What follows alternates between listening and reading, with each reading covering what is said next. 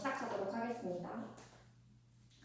자, 오늘은 우리가 부득이하게 영상에서 만나게 되었는데 오늘은 우리가 저번에 얘기했던 대로 생태계 쪽 진도를 나가면서 아쉽게도 우리가 지금 영상에서 만나고 있기 때문에 쭉 한번 이 단원을 훑어본다고 생각하고 앞에부터 가볍게 한번 나가보도록 할게요. 오늘은 생태계 쪽은 가볍게 살펴보고 뒤에 지구온난화 쪽 조금 세심하게 본 다음에 다음 시간에 우리 엘니뇨랑 라니냐라는 것을 배울 건데 그 부분을 배우기 위해서 오늘 워밍업 한다고 생각하고 따라오면 되겠습니다.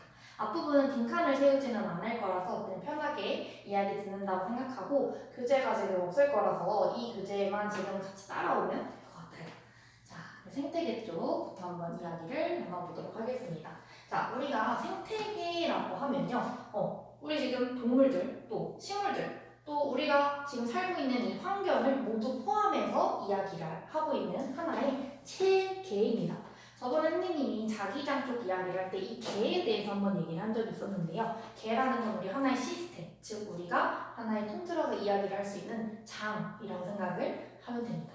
자, 생태계는 우리가 인위적으로 조성을 할 수 있다라고 되어 있는데 인위적으로 조성을 한다라는 것은 인간이 이 생태계에 뛰어들어가지고 영향을 끼치고 있다라는 것을 뜻하게 됩니다. 자, 생태계는 생물적인 요소와 비생물적인 요소로 구성이 되는데 쉽게 말해서 우리 혹은 우리가 키우는 강아지, 고양이 혹은 우리와 함께 살아가는 식물들은 다 생물적인 요소에 해당을 하고요. 비생물적인 요소라는 것은 예를 들면 우리가 살아가게끔 하는 땅, 공기 이런 요인들을 우리가 이야기를 합니다. 그래서 1번에는 생물 요소, 두 번째는 비생물적인 요소라고 이야기를 해볼 수 있겠죠. 그래서 이 둘은 뗄래야 뗄 수 없는 관계 속에 있기 때문에 서로 굉장한 밀접하게 관계를 짓고 살고 있다. 근데 생각을 해보면 우리 살아가는 생물보다 우리를 품고 있는 이 환경이 더 큰 단위예요. 그렇죠? 그렇기 때문에 비생물적인 요소, 즉 우리를 품고 있는 이 비생물적 요소가 우리 생물적 요소를 끌어안고 있다고 볼 수 있죠. 그래서 이 비생물적 요소가 우리한테 주는 영향을 작용이라고 할 거고 더 크니까요. 그쵸? 그 다음 생물적 요소가 비생물적 요소한테 끼치는 영향을 반대된다라고 해가지고 반작용이라고 표현을 할 겁니다. 자, 그래서 우리가 생태계 구성 요소에 대한 이야기도 해볼 건데 자, 생태계에는 굉장히 다양한 역할을 하는 요소들이 있어요. 그래서 우리는 누구죠? 우리는 소비자에 해당을 하죠. 우리는 누군가를 먹고 이런 관계에 해당을 하기 때문에 소비자에 해당을 하는데 그걸 조금 더 자세하게 한번 살펴보도록 할게요. 자, 첫 번째 생산자입니다. 생산자는 만들어낸다. 뭘 만들어낸다? 즉 광합성을 해가지고 유기물이라는 것을 생산해낼 건데 우리 유기물 하면 뭐 생각나죠? 바로 포도당이죠. 저번 시간에도 우리 유기물 하면서 유기물 탄소를 가지고 있다라고 했었는데 이 친구들은 이제 포도당을 생산하는 생산자들입니다.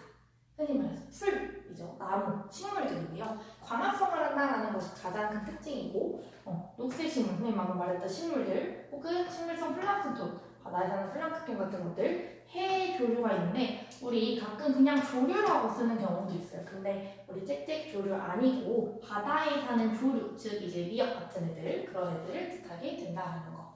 자, 그 다음 소비자인데요. 소비자는 이 생산자를 잡아먹고 살거나 아니면 상위 포식자면은 아래에 있는 소비자를 잡아먹는 등의 이제 이들끼리의 에너지 전환을 하는 애들을 뜻합니다. 초식동물일 수도 있겠고요. 아니면 그것을 잡아먹는 육식동물일 수도 있겠고요. 혹은 동물성 플랑크톤, 식물성 플랑크톤이랑은 조금 다른 이야기인데 플랑크톤은 플랑크톤이지만 동물성 플랑크톤은 우리 소비자에 해당한다라는 거 꼭 기억해야 합니다.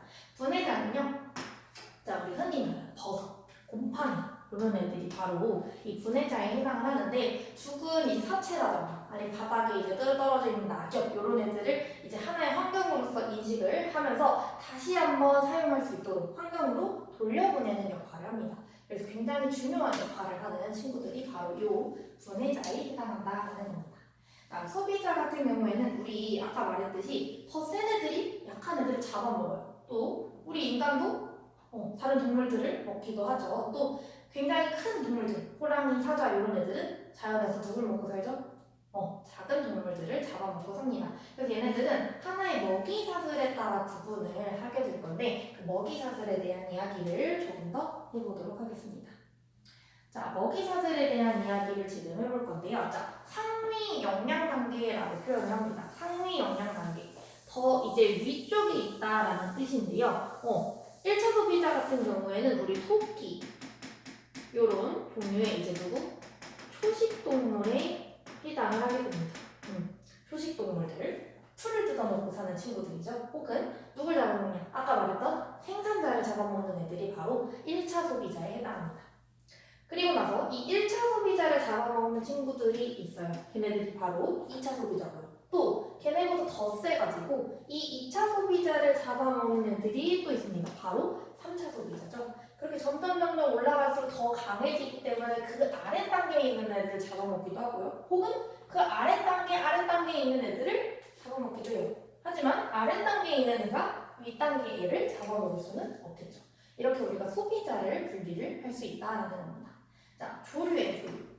아까 말했던 우리 새, 밖에 있는 새에 대한 조류가 아니고 이제 물에서 살면서 조직을 갖지 않은 생물이라고 되어 있는데 아까 위에서 봤던 해조류 있죠? 그 얘기를 지금 마저 조금 더 언급을 하는 겁니다. 녹조류. 우리 막 이렇게 바다 같은 데 가면은 돌멩이 같은 데 초록색으로 끼어있는 애들을 본 적이 있을 거예요. 그런 애들이 바로 이 녹조류에 해당하고요. 갈조류는 이런 미역, 다시마, 우리 이런 애들 먹죠. 이렇게 가져와가지고 먹는 애들. 홍조류는 김에 해당하는 애들이에요. 김. 이런 애들도 다 우리 조류에 해당을 하면서 또 다른 이제 생태계 속에서 역할을 하면서 살아가고 있다라는 얘기입니다. 조류를 선생님이 구분지어서 한 번 더 얘기를 해주고 싶어서 준비를 했고요. 옆에 부분 한번 다시 보도록 하겠습니다. 다들 지금 아마 프린트만 받아가지고 프린트를 들고 따라오고 있을 텐데 선생님이 지금 빈칸을 일부러 안 채우고 있어요. 그래서 빈칸을 한번 직접 채워보고 근데 당연히 틀릴 수 있어요. 선생님이 지금 간단하게 훑는 과정이기 때문에 그냥 빈칸을 한번 채워보고 다음 시간에 같이 한번 이야기를 나눠보도록 하겠습니다. 자, 비생물 요소에 대한 얘기를 더 해볼게요. 자, 아까 우리 방금 얘기했던 거 한 번만 더 이야기를 하고 갈게요. 자, 비생물 요소는요, 빛, 온도, 물, 토양, 공기, 이처럼 굉장히 큰 범위에 속하는 애들이에요. 마치 우리를 생물적인 요소를 품고 살아가는 존재입니다.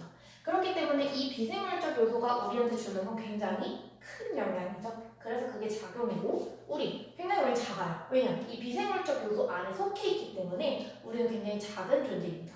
이 작은 존재가 큰 존재한테 주는 걸 바로 반대되는 반작용이라고 이야기를 해보도록 하겠습니다. 자, 빛, 온도, 물, 토양 이런 애들을 둘러싸고 있는 비생물적인 요소라고 할 거고 얘네들은 우리가 서로서로 굉장히 많은 영향을 끼치면서 살아가고 있죠. 자, 그래서 생산자, 소비자, 분해자는 서로서로 뗄래야 뗄 수 없는 관계 속에 지금 얽혀 있다라는 것을 이야기를 하고 있네요. 자, 다음은 객체와 객체군, 분집에 대한 정의에 대한 이야기를 조금 해볼 건데 자, 선생님네 프린트에 항상 등장하는 고양이가 있어요. 그쵸? 선생님네 고양이가 2마리가 있는데 선생님 고양이 사진을 보여주고 싶은데 아마 여기 프린트에 다 고양이 사진 있는 거 알죠? 자, 고양이에 대한 얘기를 한번 해볼 건데 자, 선생님네 고양이입니다.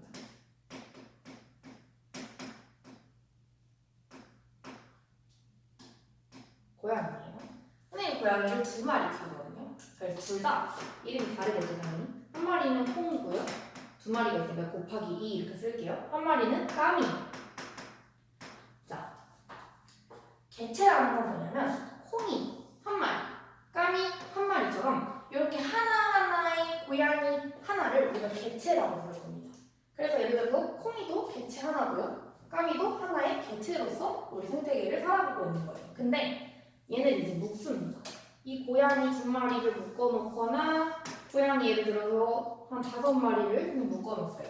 얘네들은 같은 종, 즉 그냥 고양이끼리만 묶어놨다라고 이야기를 했으니까 이렇게 같은 고양이끼리 묶어놓은 걸 우리는 개체군이라고 할 거다. 즉 개체군의 특징은 뭐다? 고양이만 있어야 된다라는 겁니다. 여기 강아지 끼면 안 돼요. 개체군이 아니에요. 같은 고양이만 있어야 개체군입니다.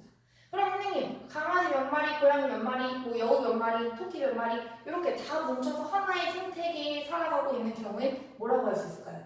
걔네들 바로 군집이라고 하는 겁니다. 자, 다시 한번 정리해서 개체는 한 마리, 고양이 한 마리, 강아지 한 마리 이런 식의 한 마리고 개체군은 무조건 같은 종. 고양이면 고양이, 강아지면 강아지, 토끼면 토끼. 이렇게 같은 종끼리만 모여 있어야만 개체군입니다. 강아지 2마리, 고양이 3마리 가져오고 나서 같은 개체군이라고 하면 틀린 전식이에요. 그쵸?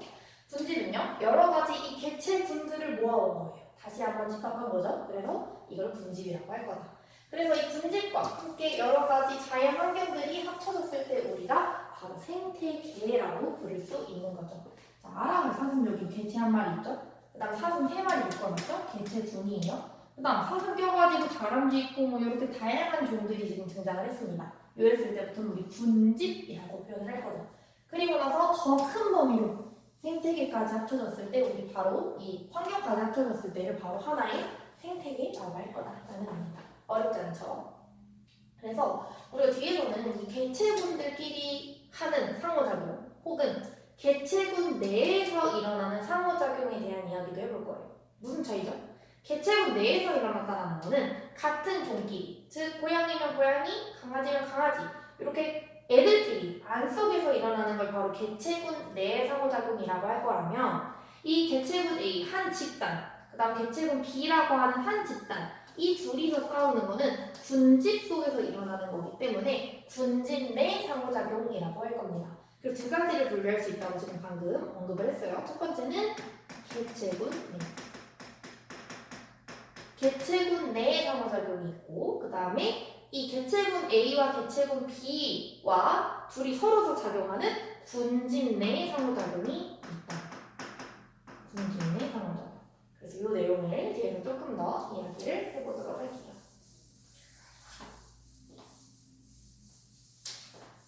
여기까지 잘 듣고 있으려나 모르겠는데 길게 이야기를 끌고 가진 않겠지만 이번 수업을 잘 집중해서 들어야 다음 시간에 선생님이랑 만났을 때 또 이렇게 오고가 티키타카가 잘 될 수 있어요. 자, 그래서 우리 다음 얘기를 한번 들어볼 건데 이번에는 생물, 즉 우리도 생물이고요. 길거리에 있는 동물들도 다 생물이에요. 얘네들과 우리를 품고 있는 이 환경 간의 상호작용에 대한 이야기를 한번 해볼 건데 여기 내용은 간단하게 언급을 하고 다음 시간에 더 추가적으로 이야기를 해보기로 할게요. 자, 첫 번째는 빛에 대한 이야기예요. 빛. 빛이라고 하면은 우리가 받는 햇빛을 이야기하는 거겠죠. 태양 에너지에 대한 이야기를 하는 건데 이 햇빛에 의해서 식물들이 받는 영향들이 있다는 거예요. 대표적으로는 우리 요 잎의 두께 때문에 생기는 영향이 하나 있는데요. 강한 빛을 받는 애들은 요 울타리 조직이라고 하는 요 부분이 굉장히 두껍습니다. 강한 빛을 받으면 많이 투과가 되어야겠고 그걸 버티기 위해서 이 울타리 조직을 깊게 만들어주세요. 하지만 약한 빛, 즉 빛을 얼마 못 받고 사는 애들은 이 모든 빛을 다 흡수하고 다 전달을 하려면 울타리 조직이 굉장히 잘 좁아야 돼요. 그쵸? 얇아야 돼요. 그래서 이게 이제 환경이 생물한테 주는 영향이에요. 빛이 강하거나 빛이 약했을 때 울타리 조직의 모양이 달라지는 걸 지금 얘기를 하고 있는 겁니다. 두 번째는 반대예요. 생물이 환경한테 영향을 끼치는 경우입니다. 숲이 울창해져요. 울창해졌다는 건 나무들이 굉장히 많아지고 키가 큰 나무도 생기고 키가 작은 나무도 생기면서 하나의 숲을 형성했을 때를 이야기를 하는 건데 이때 숲이 울창해졌어요. 우리 여름철에 이렇게 위에 산 같은 데 등산 가면 굉장히 시원한 경험을 할 수가 있을 텐데 그게 왜 그러면 나무들이 많아지게 되면 얘네들이 빛이 들어올 수가 없어요. 왜? 나무들이 다 빛을 받고 자라면서 땅이 지표면에 돋아나는 빛의 세기가 약해지기 때문에 우리가 시원함을 느낄 수 있는 건데요. 이렇게 생물, 즉 나무나 숲 같은 것들이 점점 커지게 되면서 빛이 무언가 영향을 끼치는 게 달라져요. 이런 경우에는 생물이 환경한테 주는 영향이다라는 겁니다. 자, 그 다음 온도와 생물에 대한 얘기인데 여기 지금 여우 그림이 있어요. 둘이 여우가 이런 여우 그림 본 적 있으려나? 자, 여우가 지금 둘이 조금 다르게 생겼는데 특징을 한번 살펴볼게요. 한 마리의 여우는 지금 굉장히 말라 보이고 귀가 굉장히 커요. 귀가 굉장히 크고 좀 약간 체구가 굉장히 털이 약간 좀 없어가지고 작아 보이는 것 같아요. 그치? 지금 오른쪽에 있는 북극 여우는 일단 귀가 굉장히 작아요. 그렇죠? 귀 보면은 굉장히 작거든요. 귀도 작고요. 좀 통통한 것 같고요. 사막여우에 비해서는 또 털도 많이 달려있는 것 같아요. 그렇죠? 자, 이렇게 우리 환경, 즉 환경이라고 하면 지금 여기서는 온도인데요. 온도. 이 온도가 지금 생물한테 영향을 주는 이야기를 지금 하고 있는 겁니다. 사막여우 같은 경우는 귀가 선생님이 약간 크다. 그리고 북극여우 같은 경우에는 귀가 작다라고 표현을 했는데 이렇게 귀 이렇게 끝에 달린 부분들을 뭐라고 할 거냐면 우리가 말단부라고 할 거예요. 말단부라고 할 건데 이 말단부라는 게 주로 이제 귀를 뜻하거든요. 귀 같은 것들 끝에 달려 있는 거 말단부. 자, 근데 이 귀가 큰 사막여우 같은 경우에 귀가 굉장히 크기 때문에 넓고 커요. 그렇기 때문에 열을 이렇게 흡수를 한다고 하더라도 잘 방출을 할 수가 있고요. 근데 북극여우 같은 경우에는 우리 굉장히 추운 곳에 사는 애기 때문에 열을 방출하면 안 되죠. 최대한 많이 보관하고 있어야 돼, 내가 가진 열을. 그렇기 때문에 이 방출하는 부분이 클 필요가 없는 거예요. 작아야지 오히려. 그렇기 때문에 이 말단부가 굉장히 작은 것을 확인을 할 수 있다는 겁니다. 그래서 사막여우는 몸집이 작고 귀가 크다. 굉장히 말랐고 일단 말랐고 그다음 귀가 커가지고 열을 잘 방출할 수 있도록 하는 거죠. 얘는 열을 방출하지 않는 거죠. 열을 방출하지 않고 자신의 그 몸을 보호할 수 있도록 열로 추위로부터 보호할 수 있도록 하는 겁니다. 생물이 환경에 영향을 끼치는 경우도 있는데 숲에 사는 증산작용이라고 하면 우리 이렇게 풀이 있으면 여기서 이제 광합성 황력습이 이제 물을 빼내는 현상이죠. 그래서 우리 중학교 때 배웠던 내용인데 이 내용 선생님이랑 다음 시간에 한번 그림이랑 한번 같이 보도록 하겠습니다. 사막여우랑 북극여우에 대한 이야기를 지금 조금 했고요. 자, 그 다음 물과 생물입니다. 히팅질로 되어 있는 사마귀 그림이 지금 딱 있는데, 자, 물이랑 생물에 대한 이야기예요. 그래서 우리 건조한 공간에 이제 사막 같은 곳에 사는 이제 선인장 같은 애들은 이렇게 뾰족뾰족 생겼죠. 뾰족뾰족 생겼는데 얘네들은 이제 수분이 증발하는, 즉 아까 말했던 밖으로 물이 빠져나가는 현상을 좀 막기 위해서 이 가시들, 이 잎이 원래는 잎이 이렇게 생겼잖아. 근데 이 잎을 이 가시로 바꿔가지고 물을 최대한 덜 빼낼 수 있도록 한 겁니다. 그래서 이런 식으로 우리가 좀 건조한 환경이라던가 물이 부족한 공간, 물이 많은 공간에 따라서 생물들이 좀 영향을 받는 거에 대한 얘기를 지금 보여주고 있고요. 토양과 생물입니다. 이번엔 땅에 관련된 이야기, 땅에 관련된 이야기를 조금 해볼 건데, 자, 얘네들 우리가 또 이야기를 좀 해볼 만한 게 뭐가 있냐면, 얘네들은 이 생물이 환경한테 주는 영향이 조금 중요합니다. 우리 이 비 오고 난 뒤에 이제 땅 같은 데 이렇게 유심히 보게 되면은 뭐가 많냐면 지렁이들이 굉장히 많아요. 지렁이들. 얘가 본 적 있니? 지렁이들이 굉장히 많은데 이 지렁이들이 나쁜 일, 좀 징그럽게 생겼지만 나쁜 애들이 아니에요. 바로 뭘 하는 애들이냐면 땅속에 이렇게 살면서 요 토양을 굉장히 비옥하게 만드는 역할을 하게 됩니다.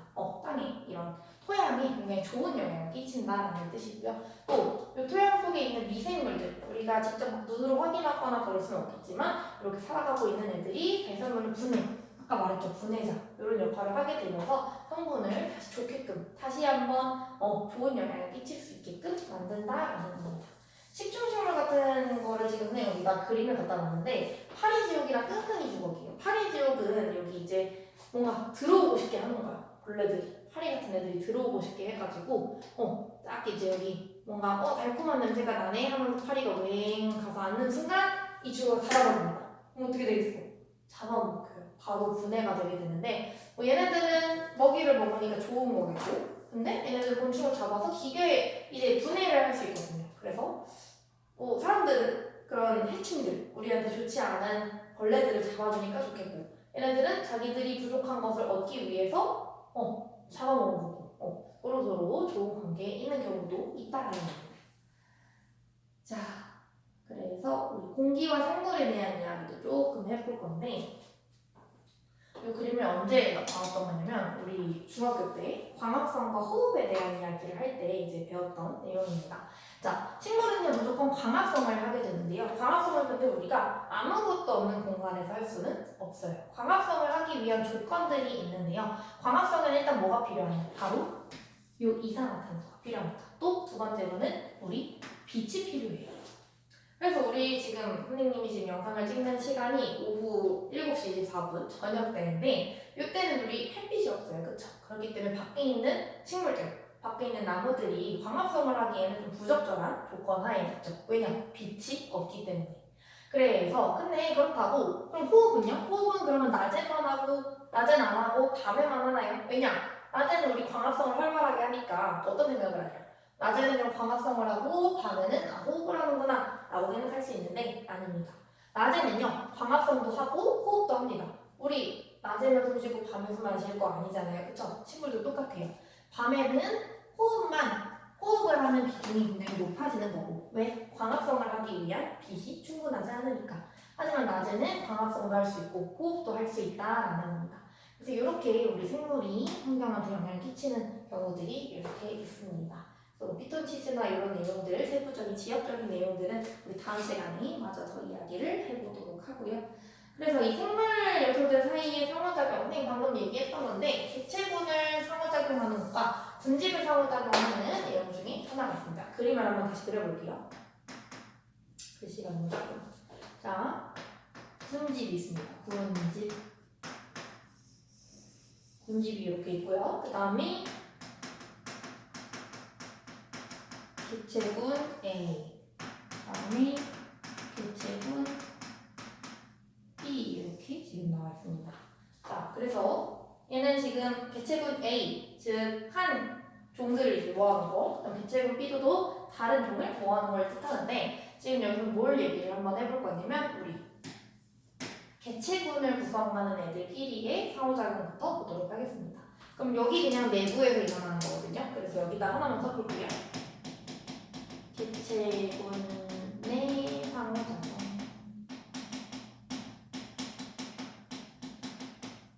자, 개체군의 상호작용에 대한 이야기를 한번 해볼 건데 첫 번째는 텃세입니다. 우리 이거 텃세는 들어본 적 있죠?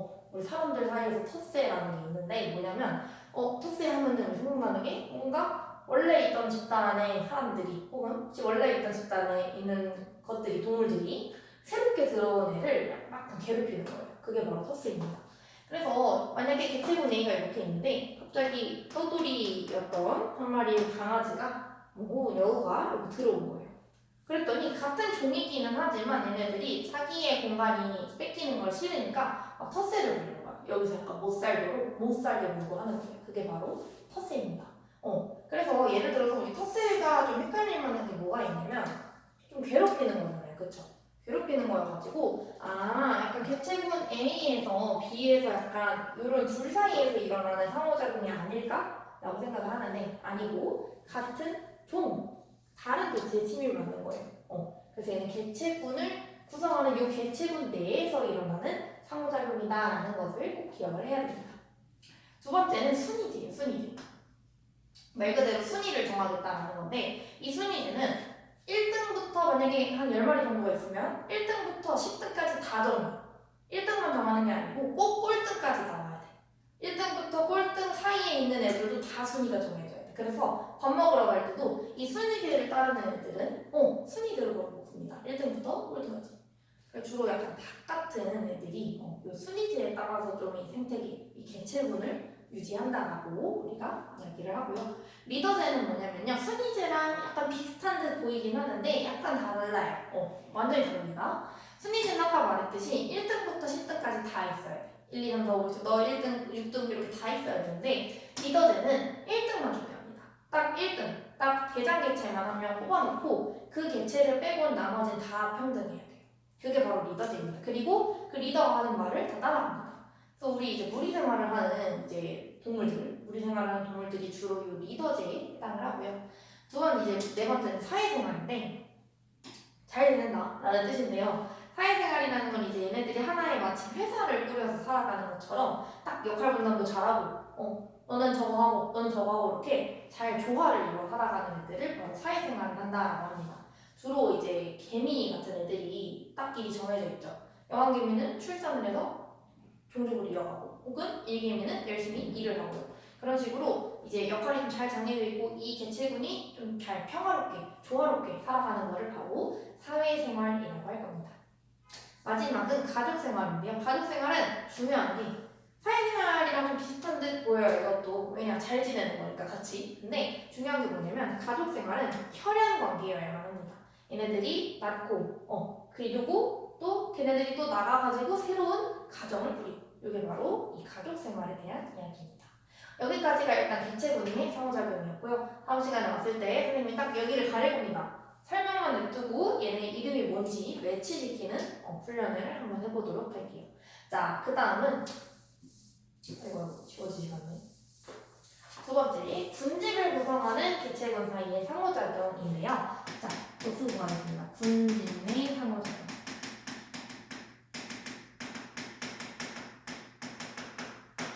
여기까지 잘 따라왔을려나 모르겠는데 선생님은 지금 25분 정도 지금 이야기를 막 하고 있어요. 그래서 잘 듣고 따라왔다면 선생님이 뒤에 이제 돌발 퀴즈를 냈을 때 또 풀 수 있을 거고, 뒤에 옆에 문제가 하나 있어가지고 옆에 문제 한번 잠깐 풀 시간 줄 테니까 같이 풀어보도록 하겠습니다.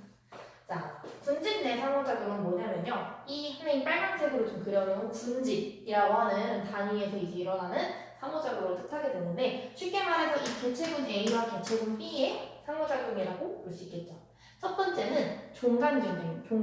그래서 종끼리 이제 경쟁을 하는 건데, 좀 수준이 비슷한 애들끼리 싸워야 돼요. 예를 들어서 호랑이 개체군이 있고 토끼 개체군이 있어요. 얘네끼리 종간 경쟁이라고 해볼 수 있을까요? 아닙니다. 얘네는 종간 경쟁이라고 하기 조금 애매하고요. 종간 경쟁은 약간 조건이 있어. 좀 사이즈가 비슷해야 돼. 사이즈가 비슷해가지고 좀 사회적인 그런 먹이의 지위라던가 얘네들이 살아가는 그 서식의 지위가 좀 비슷해야 돼요. 생태계 내에서. 얘네들끼리 싸우는 게 종간 경쟁이라고 할 건데, 싸웁니다. 결과물이 이제 어떻게 보통 되냐면, 인간이랑은 조금 다릅니다. 인간들은 이제 뭔가 싸웠어요. 그럼 뭔가, 너 다시는 안 봐. 이럴 수도 있겠지만, 보통은 이제 같은 한 곳에 살아가기 위해서는 조금, 잘 지내보자. 이렇게 표현을 할 수 있는데, 이 친구들은 그렇지 않아요. 종간 경쟁의 결과는 꼭 한 집단은 없어져야 됩니다. 그 공간에. 한 집단은 꼭 박아야 돼요. 그게 바로 무슨 원리냐면,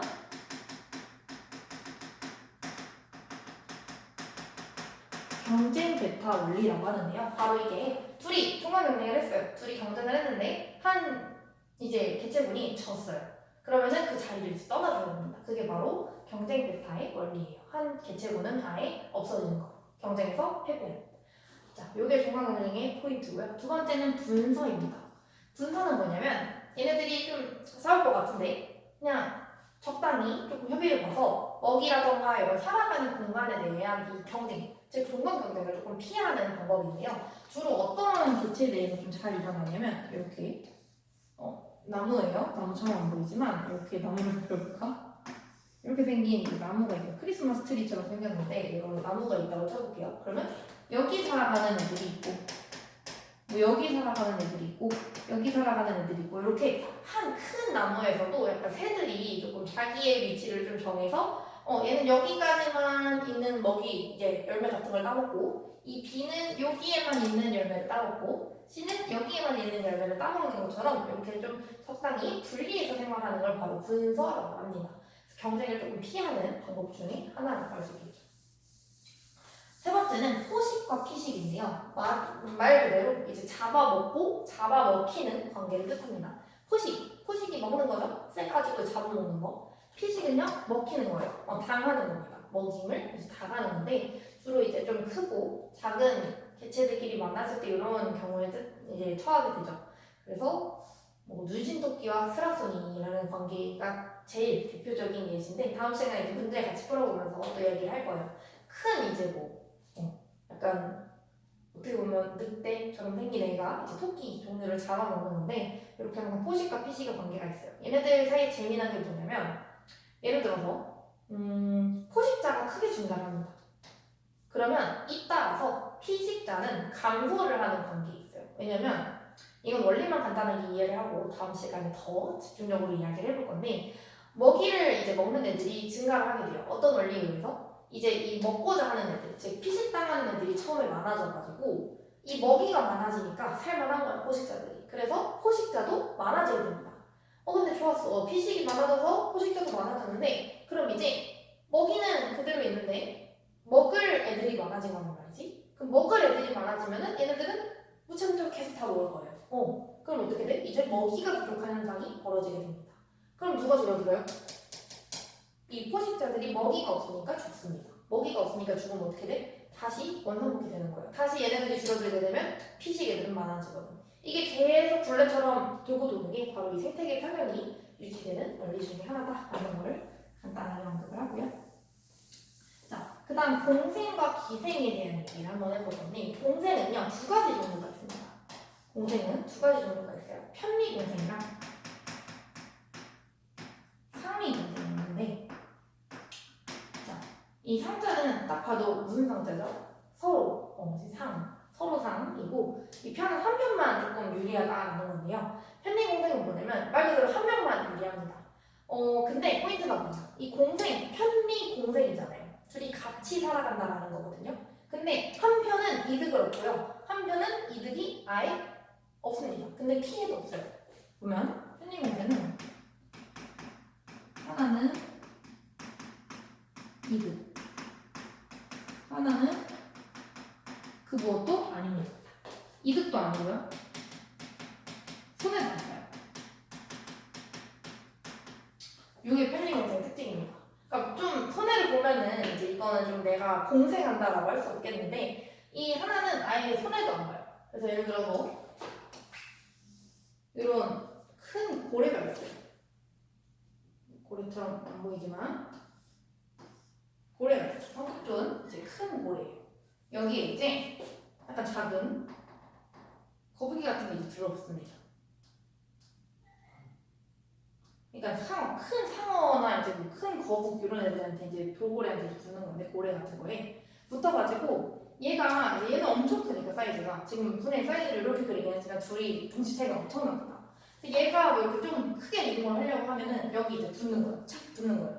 그러면 얘가 막 바다를 이렇게 헤엄쳐 가겠지. 그럼 얘는 이제 원하는 위치에 탕 떨어지는 거야. 그럼 얘 입장에서는 별로 얘가 붙는다고 해서 무겁지도 않고 뭐 이동이 불편한 것도 아니고 별 상관이 없거든요. 얘 큰 애 입장에서는. 근데 얘는 얼마나 좋아요. 타고 이동수단을 하나 타고 편하게 이동을 한 거죠. 이런 경우는 이제 편리공생이라고 얘기를 하고요. 상리공생은 뭐냐면 둘 다 이득이어야 돼요. 둘 다 이득.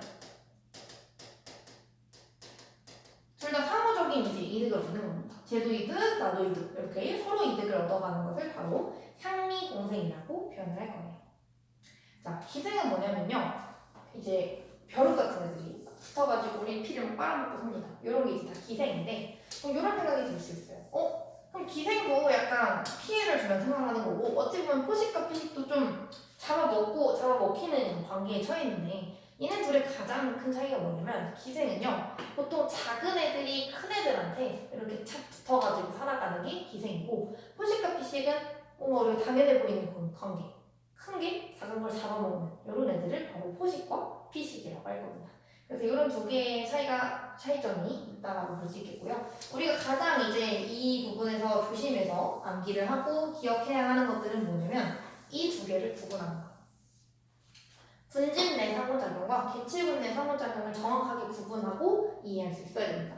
그래서 개체군을 구성하는 상호작용, 개체군 내는 분집이 아닙니다. 같은 종끼리 내는 것이고 분진 내 상호작용이라는 거는 같은 종은 아니어도 돼요. 다른 종 내에서 일어나는 걸 바로 우리가 분진 내 상호작용이라고 할 거다. 그래서 이렇게 두 가지를 좀 구분하는 게 이 파트에서 가장 중요한 내용이 되겠죠. 자, 그래서 오늘은 이제 여기 쭉 수업을 들었기 때문에 이 내용을 한번 문제를 한번 풀어보도록 하겠습니다. 잠깐 시간 드릴 테니까요. 한번 풀어보고 같이 또 이야기를 해보도록 할게요.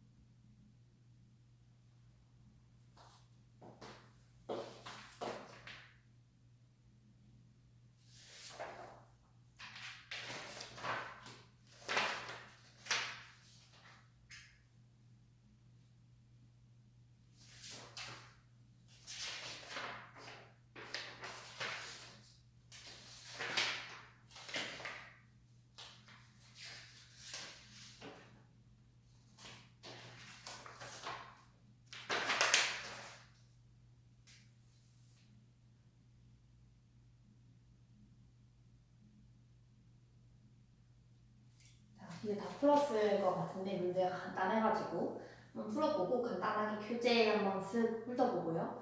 이번 타임 마무리하고 다음 타임에는 지구 온난화 쪽 한번 이야기를 나눠보도록 하겠습니다.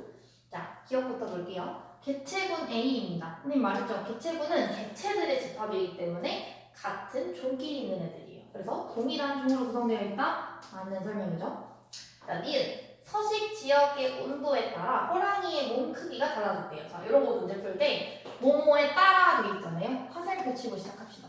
온도에 따라 호랑이의 몸 크기가 달라졌대요. 자, 온도, 비생물적인 요소, 호랑이 생물적인 요소죠. 생물적인 요소. 비생물적 요소가 생물적 요소한테 끼치는 영향이에요. 비생물적 요소가 생물적 요인한테 끼치는 거 바로 기억에 해당하네요. 됐죠? 자, 지렁이의 활동으로 토양의 통기성이 증가하는 것. 자, 지렁이 생물적 요소죠. 토양의 통기성, 비생물적 요소죠. 생물적 요소가 비생물적 요소한테 끼치는 영향이에요. 생물적 요소가 비생물적한테 끼치는 거 바로 니은에 해당한다. 라는 말이네요. 그래서 답은 5번이 되겠습니다. 다 맞게 풀었나요? 네, 좋습니다.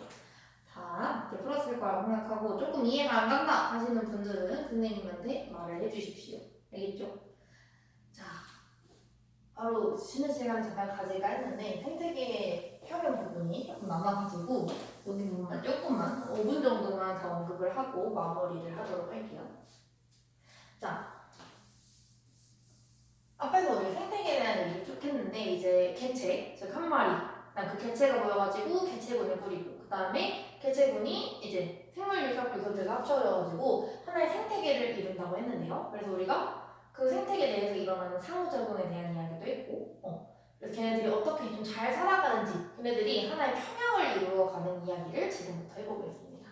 자, 생태계를 이제 구성하는 요소에는 생물적 요소도 있고 비생물적 요소도 있다라고 했는데 얘네들이 막 크게 드라마틱한 변화를 겪지 않습니다. 그래서 얘네들이 하나의 이런 안정적인 생태계를 유지되는 현상을 우리가 바로 생태계 평형이라고 이야기를 할 겁니다. 생태계 평형이 일단 유지가 되려면 생물, 우리 앞에서 일단 나온 이제 앞쪽에 배웠던 생물 다양성이 꼭 유지가 되어야 하겠고요. 그 다음에 생물 다양성이 유지가 되기 위해서는 걔네들이 살아갈 만한 조건들이 있어야겠죠. 먹이라던가 환경, 걔네들이 살아가기 적절한 온도와 환경들이 있겠고 또 걔네들이 꼭 먹어야만 하는 것들이 있죠. 먹이, 우리도 물을 먹어야 되고 음식 먹어야 되잖아요. 그래서 얘네들도 똑같이 그런 요인들, 살아가는데 꼭 필요한 것들을 맞춰줘야 된다는 이야기입니다. 자, 그래서 아까 말했던 이제 먹이 관계가 있었는데 이 먹이 관계라고 하면 1차 소비자, 2차 소비자, 3차 소비자 이런 이야기들을 했었죠. 걔네들이 이제 먹고 먹히는 관계들이 좀 안정적이어야겠고 당연히. 그 다음에 우리는 아까 이제 1차 소비자, 2차 소비자 이런 얘기를 했는데 아까는 안 했던 이야기 중에 하나가 뭐냐면 이 먹이 사슬에 대한 이야기예요. 사슬. 먹이 사슬과 그물이 있는데요. 요게 이제 점점 복잡하게 생긴 게 이제 뭐지? 할 수 있는데 딱 보면 돼요. 자, 한 줄이죠. 자, 한번 이야기 한번 해보면요. 메뚜기는 풀을 먹고 살고요. 개구리는 그 풀을 먹는 메뚜기를 잡아먹고 살 거고요. 매, 이제 큰 새 있잖아요. 걔네들은 바로 이 개구리를 먹고 살 건데 딱 한 줄입니다. 메뚜기는 풀만 먹고 개구리는 메뚜기만 먹고 매는 개구리만 먹는 지금 그림을 나타냈는데 봐봐요. 저 여기서 예를 들어서 메뚜기 없어졌어요. 어머, 개구리는 이거 먹기 싫거든요. 어떡해. 이 생태계는 망하는 거예요. 파괴되는 겁니다. 왜? 한 줄밖에 없었잖아. 근데 우리 여기 오른쪽 한번 볼까요? 자, 풀 메뚜기 먹고요. 근데 풀을 먹는 애가 또 있어요. 들쥐도 있고요. 토끼도 있고요. 사슴도 있고요. 여러 마리가 있어요. 개구리가 잡아먹을 수 있는 게 좀 늘어난 상황인 것 같아요. 근데 개구리는 지금 메뚜기밖에 안 먹는 것 같긴 한데 여기서는. 자, 근데 중간에 이제 올빼미 입장 한번 보면은 올빼미는 들쥐도 먹고요. 먹을 수 있는 애가 많아요. 개구리도 먹을 거고. 또 매 입장에서도 조금 다양해졌습니다. 매도 올빼미도 먹고 토끼도 먹고 여러 가지를 먹을 수 있는 상황이 처해졌습니다. 그래서 누구 하나가 없어지더라도 얘네들끼리의 이 생태계들이 크게 문제가 생기지 않는 걸 우리가 확인을 할 수 있는데요. 자, 그리고 생태계 A랑 B를 봤을 때 얘가 조금 더 복잡하구나 이렇게 이야기를 해줄 수 있는 겁니다.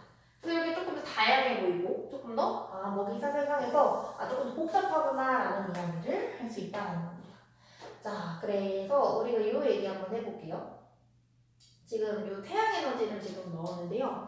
태양 에너지를 쓰는 데는 이제 한 명밖에 없어요. 누구? 생산자. 광합성을 하는 이제 생산자가 요 태양 에너지를 사용을 해가지고 이제 다시 1차 소비자한테 먹히고 2차 소비자한테 먹히고 3차 소비자한테 먹히고 이런 애들인데 얘네들이 그냥 먹고만 있진 않아요. 또 호흡을 해가지고 방출된 열 에너지도 이제 내뿜게 되고 분해자 아까 말했던 사체 얘네가 죽으면 생기는 이제 바닥에 깔리는 고사물, 낙엽물 이런 애들이 있는데 그런 걸로도 분해가 된다라는 이야기를 지금 하고 있는 겁니다. 이렇게 순서대로 좀 전달이 된다라는 이야기를 하고 싶은 거고요. 얘네들이 이제 이 태양 에너지는 이 순환하지 않고 보면은 지금 물질게요. 물질은 지금 여기 안에서 계속 돌아다니거든요. 태양 에너지는 한 방에 일방향으로만 이동을 합니다. 그래서 요 얘기도 다음 시간에 조금 더 자세하게 다뤄보도록 할게요. 자, 그 다음 생태 피라미드인데요. 피라미드 구조 뭔지 알죠? 위로 갈수록 점점 쌓여가지고 좁아지는 그 구조를 피라미드 구조라고 하는데 위에 보면 최상위에 누가 있냐면요. 3차 소비자가 있어요.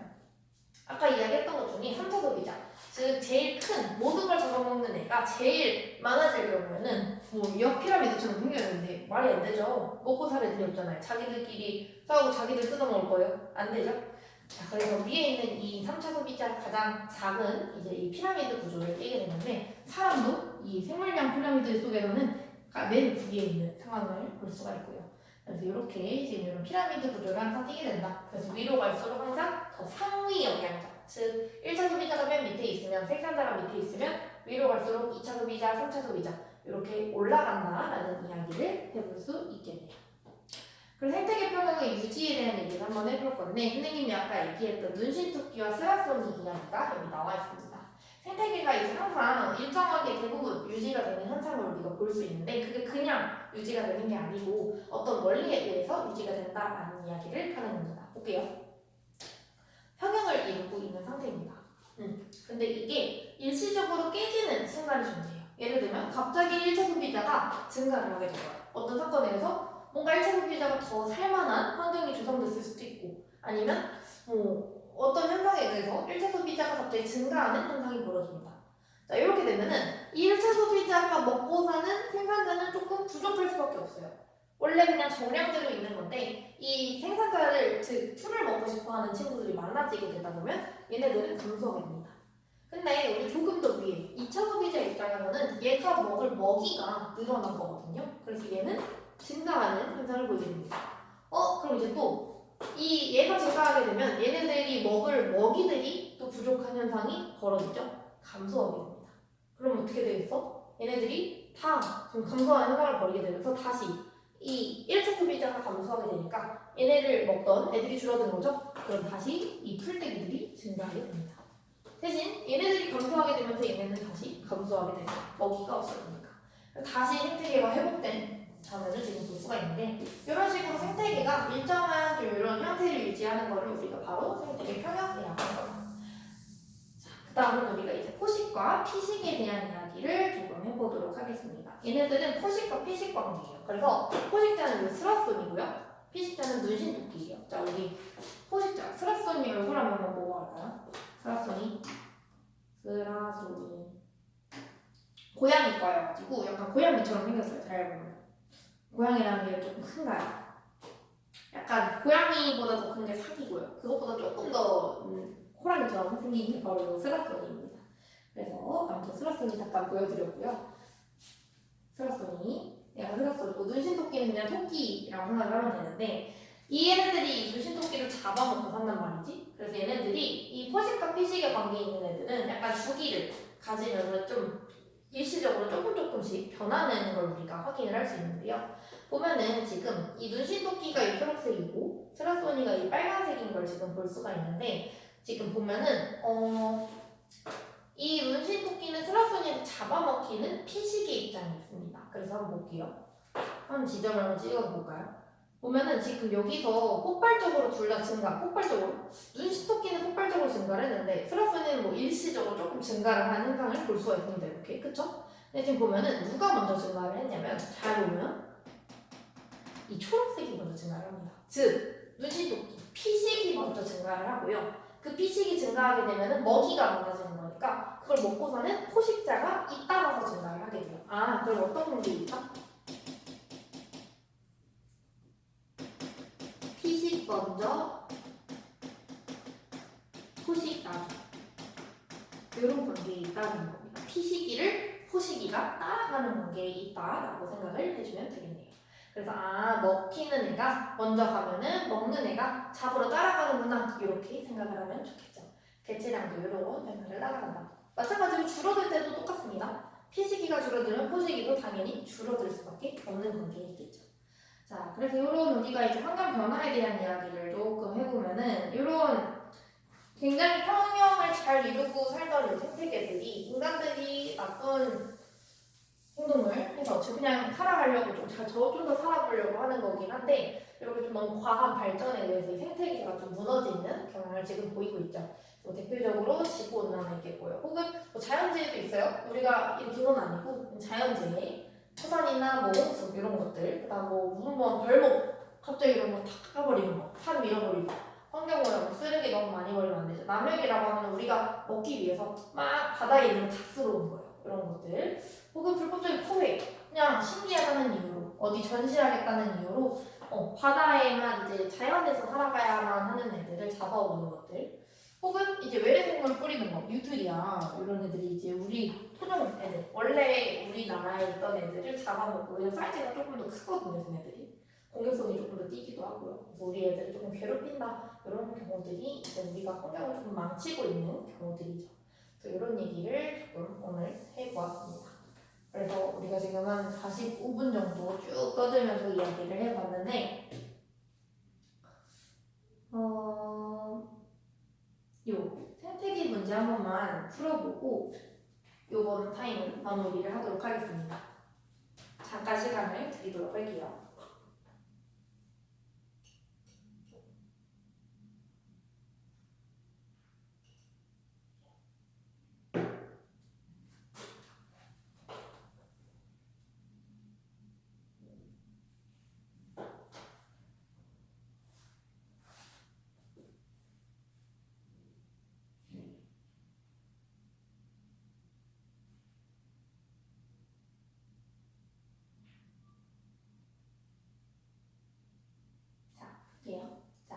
이 별은 지금 생산자에 해당을 하죠. 생산자를 잡아먹고 사는 애는 1차 소비자, 1차 소비자를 잡아먹는 애는 2차 소비자, 얘는 3차 소비자가 되겠네요. 여기서 1차 소비자죠. 기억은 틀렸고요. B에서 별의 에너지 중 일부는 토끼에게 전달될 거래요. 일부 전달되겠죠, 에너지. 자, 생태계 평형은 B가 얘네보다 당연히 안정적으로 유지되죠. 왜? 복잡하게 생겼잖아요. 그물 같은 얘는 사슬이고 얘는 그물이고 그물이 더 복잡하게 생겼으니까 얘네들이 더 안정적으로 B가 더 안정적으로 유지가 되겠죠. 답은 4번으로 골라주시면 되겠습니다. 됐죠? 문제는 다시 한번 풀어드릴 거니까 한번 그냥 쑥 훑어보고 그렇군 하고 넘어가셔도 될 것 같습니다. 자, 이번 타임은 여기까지 하고요. 잠깐 쉬었다가 뒤에 지구온난화 부분 마저 보도록 하겠습니다. 잠깐 쉬시면 됩니다.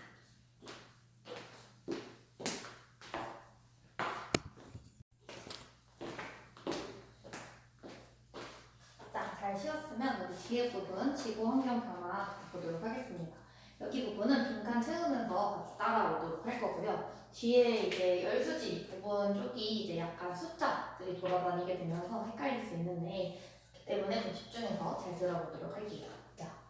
자, 우리가 볼 내용은 첫 번째는 온실 효과입니다. 온실 효과. 자, 우리 온실 효과 하면 이제 바로 떠오르는 게 아마 지구 온난화일 텐데요. 그래서 온실 효과 나쁜 거 아닌가? 라고 생각을 할 수 있는데 일단 정답부터 말을 하자면 온실 효과 자체가 나쁜 것은 아닙니다. 자, 일단 하나 써놓고 갈게요.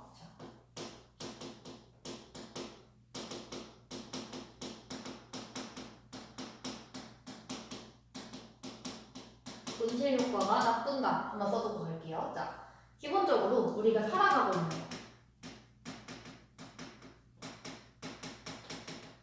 살아가기 위해서는 필요하다라는 내용을 한번 이야기를 할게요. 만약에 이 온실 효과가 없었다면 지금은 우리 지구의 평균 기온이 약 15도 정도 되는데요. 만약에 이 온실 효과가 없었다면 영하까지 평균 기온이 떨어지는 현상이 벌어지게 될 겁니다. 그래서 생명체가 좀 살아가기에 무리가 있을 수 있는데 자, 그래서 온실 효과 자체가 나쁜 건 아니지만 어떤 영향을 끼치는지 한번 이야기를 해보도록 할게요. 자, 첫 번째. 일단 지구 대기 때문에 생기는 현상이고요. 지구 대기 때문에 생기지만 이 지구 대기가 가지고 있는 고유한 특성 때문에 발생하게 됩니다. 자, 그래서 온실효과가 없다면 영하 18도 막 이럴 텐데 이 온실효과가 도대체 어떤 역할을 하는지 한번 이야기를 나눠보도록 할게요.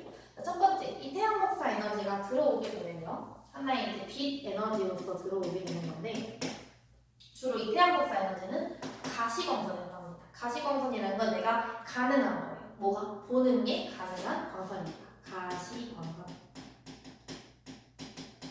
자, 그래서 빛이 들어옵니다. 예를 들어서 백이 들어왔다라고 칠게요. 그러면 대기가 없을 때에는 어떻게 되냐? 바로 이 백을 다시 내보냅니다. 어떤 형태로? 적외선 에너지 형태로 주로 내보내게 됩니다. 지구 복사 에너지로서. 이게 대기가 없을 때의 이야기고요. 두 번째, 대기가 있을 때는 이제 온실효과가 벌어지게 되는데 이 대기가 있을 때는 어떻게 되는지를 얘기를 한번 해볼게요. 자, 똑같이 태양 복사 에너지를 들어보냅니다. 근데 이때 똑같이 이제 내보내게 될 텐데 이 내보내는 과정에서 여기 대기에 가두어두는 에너지가 생기게 돼요. 가두어두는 에너지가 생기게 됩니다.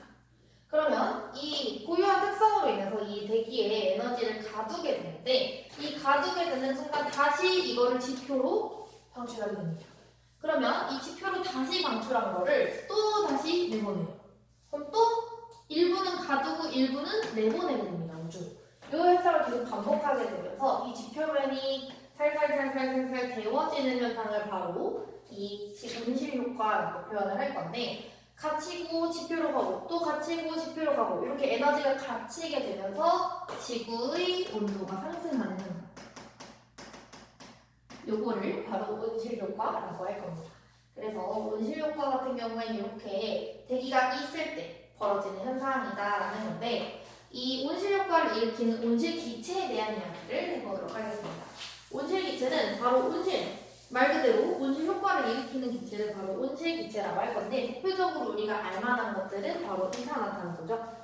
흔히 말하는 이산화탄소가 바로 이 온실기체의 대표인데 자, 온실기체의 특징은 뭐냐면요. 태양 복사는 잘 흡수하지 않습니다. 태양에서 복사되는 에너지, 즉 이렇게 땅이 있으면 이렇게 들어오는 에너지는 잘 흡수를 안 하는데 다시 지구에서 방출할 때 이 에너지는 흡수를 잘 하게 된다는 얘기입니다. 지구 복사 에너지는 흡수하는 특성이 있다. 자, 그래서 온실기체 중에 대기로 가장 많이 배출이 되는 건 다름 아닌 누구? 이산화탄소가 된다는 겁니다. 근데 웃긴 게 뭐냐면요. 사실 우리가 이 공기 중에는 이산화탄소가 그렇게 많지 않아요.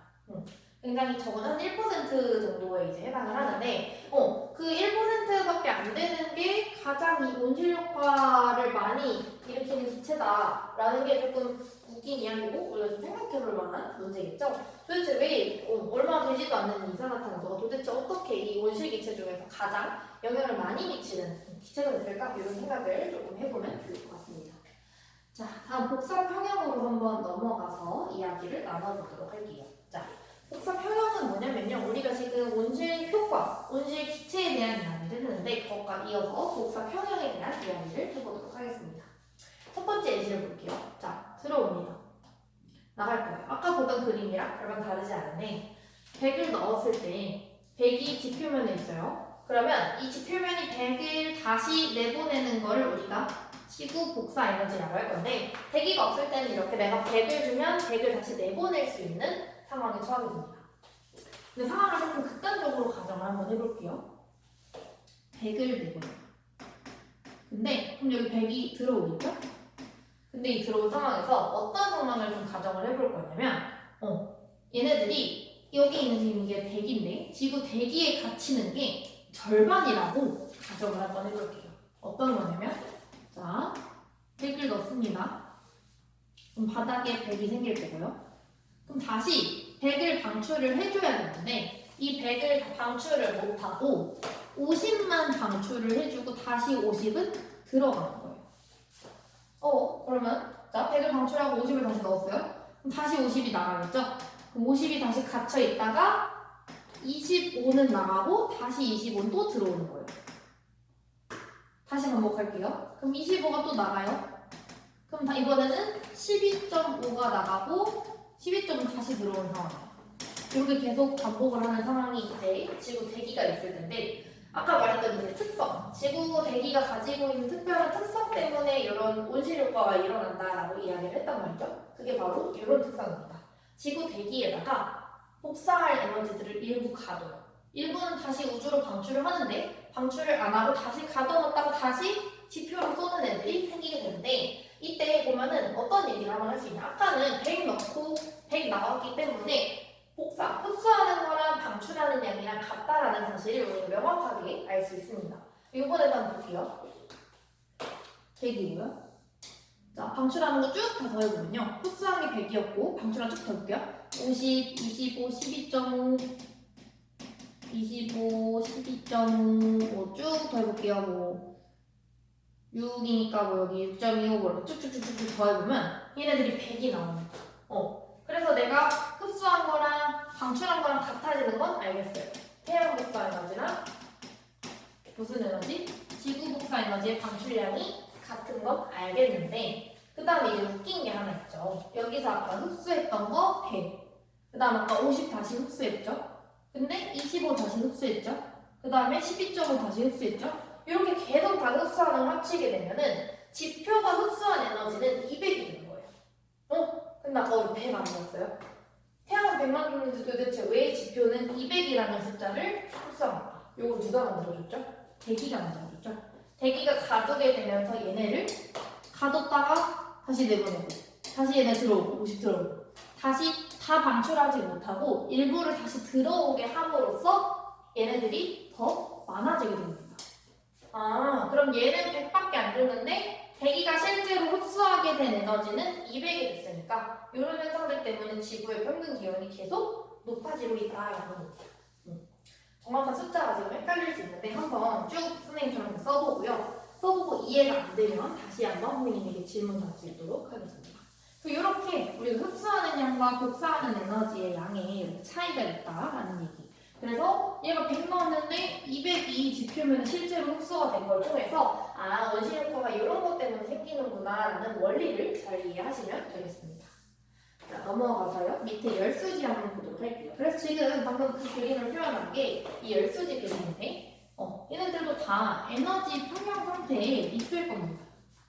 근데 100을 넣었어요. 근데 일부는 지표면 흡수하고요. 대기에 흡수되는 애들도 있고 다시 반사되는 애들도 있어요. 그래서 얘네들을 어떻게 합쳐보냐면 지금 보면은 우리가 대기에 흡수되는 애들 그 다음에 지표면에 흡수되는 애들이 있어요. 자 그러면 23 더하기 47이거든요. 얼마죠? 70이죠? 근데 아까 70이에요. 근데 지구가 지금 지표면이 70, 지구에 70이 들어왔다는 거는 방출도 70만큼 돼야 된다는 거거든요. 그래서 여기 보면은 복사로 나가는 게 70이죠? 그래서 이 70이라는 게 성립하는구나. 하나 더 볼게요. 지표면에 방출되는, 지표면에 흡수되는 애랑 대기가 재복사돼가지고 요 되는 98만큼. 그래서 47 더하기 98이거든요. 요거 계산하면 얼마죠? 140이에요. 그래서 오늘 퀴즈, 이 145가 어디 있는지를 지금 찾을 겁니다. 5초 드릴게요. 여기 있다. 지표면에 방출되는 거. 지표면에 흡수되는 게 47이랑 98이었는데 얘네들 다 이렇게 145였거든. 근데 이 145가 어디 있었다? 바로 지표면에서 방출하는 양이 145가 되더라. 이 얘기입니다. 항상 이 흡수하는 거랑 방출하는 양이 같은 건 항상 성립을 하게 되는데 이 과정 속에서 얘네 대기들이 축적을 하게 되면서 이것 때문에 점점 지구의 평균 온도가 올라가고 있다라는 사실을 우리가 이야기를 해볼 수 있겠죠. 자, 지구온난화라는 현상은 뭐냐면요. 지구의 평균 온도가 점점 상승하는 현상을 우리가 지구온난화라고 할 건데 이 온실 효과가 점점 커지고 즉 온실기체의 양이 증가했기 때문에 생기는 현상이겠죠. 온실기체 양이 증가하면 온실 효과도 커지고 더 많은 애들이 재복사되게 되면서 재복사라는 건 다시 이 대기에 가두고 다시 들어오고 가두고 들어오는 게 많아졌다는 뜻이죠. 그러면서 뭐가 발생한다? 지구온난화가 발생했다라는 겁니다. 그래서 지금 여기에 지구 이산화탄소 농도랑 이제 기온 변화에 대한 얘기에서 점점 평균 기온이 지금 상승하고 있고 이런 기온 패턴을 연관한 이산화탄소 농도가 점점 올라가는 현상을 지금 보고 있는데요. 우리가 이산화탄소를 많이 방출하는 만큼 이 지구도 같이 지구의 평균 기온도 같이 상승하고 있다는 것을 뜻하는 겁니다. 환경에 미치는 영향은요. 빙하가 일단 녹을 거고요. 빙하가 녹는다는 것은 바다로 이제 들어가는 물의 양이 많아졌다. 즉 바다의 해수면이 증가했다라는 것을 뜻하게 되고 해수의 열팽창이라고 되어 있는데 이 해수의 열팽창은 뭐냐면요. 해수의 열팽창은 어디? 여기 있죠. 해수 열팽창이라는 건 뭐냐면 바닷물이 이제 온도가 올라가게 되면서 걔네의 자체적인 부피가 계속 팽창하게 됩니다. 그럼 걔네들의 부피가 팽창함에 따라서 해수면이 위로 올라갔다, 상승했다라는 얘기를 해볼 수 있는 거죠. 그러면서 점점 이 해수면이 팽창했다라는 물이 점점 차올랐다라는 거기 때문에 이 육지 면적이 감소하게 되고요. 우리가 삶의 터전을 잃어버릴 수 있는 가능성이 높아지겠죠. 그리고 뭐 이런 이상기후 같은 악기상 같은 것들이 굉장히 많아지게 되는데 이런 것도 다 이런 지구온난화 때문이다라는 거죠. 한류성 어종이라고 지금 되어 있는데요. 추운 곳에 사는 물고기입니다. 추운 곳에 글씨를 조금 읽어볼까요? 추운 곳에 사는 물고기 이렇게 얘기를 해볼 수 있겠죠. 추운 곳에 사는 물고기들이 점점 줄어들고 있다라는 겁니다. 그래서 이렇게 우리가 오늘 지구온난화까지 얘기를 해봤는데 다음 시간에 이제 앞에 부분 다시 한번 직접 만나서는 못했으니까 앞에 부분 다시 한번 복습하고요. 그 다음에 사막화부터 본격적으로 진도를 나갈 건데 우리 사막화 얘기하기 전에 간단한 설명 조금만 하고 넘어가도록 할게요. 자, 우리가 그런 생각을 해요. 사막이라고 하면은 굉장히 날이 덥고 뜨겁고 이런 지대를 이제 생각을 하게 되는데 그쵸? 약간 몽골 아니면 저기 이집트 이런 쪽으로 이제 상상을 하게 되잖아요. 근데 사실 사막은 온도가 높은 곳을 사막이라고 하는 것이 아닙니다. 사막이라는 거는 건조 지역을 뜻해요. 사막은 온도가 높은 곳이 아니라 건조한 지역을 뜻한다. 그래서 사막화라는 건 뭐냐면요. 사막이 됐다라기보다는 우리가 건조하지 않았던 지역이 건조해지는 거. 요거를 주로 이제 사막화라고 정의를 내리거든요. 그래서 다음 시간에 사막화부터 조금 이야기를 해보도록 하겠습니다. 자, 오늘 개념 수업은 여기까지 할 거고요. 선생님이 이제 자료를 전달을 해주기 요 프린트랑 그 다음에 시험지, 또 과제물을 주간지, 평소에 봤던 그 동물 그려진 주간지를 나누어 줬는데 그 주간지 잘 풀어 오셔야 되고 그 다음에 시험은 보고 나서 선생님한테 점수 공유 해주시는 거 잊으시면 안 됩니다. 아시겠죠? 그래서 점수 공유까지 다 해주시고요. 선생님이랑 다음 주에 다시 만나가지고 앞에 부분 복습 리뷰하면서 뒤에 부분 더 힘차게 나가보도록 할게요. 그래서 오늘 수업은 여기까지 하도록 하겠습니다. 강의 듣느라 고생했어요.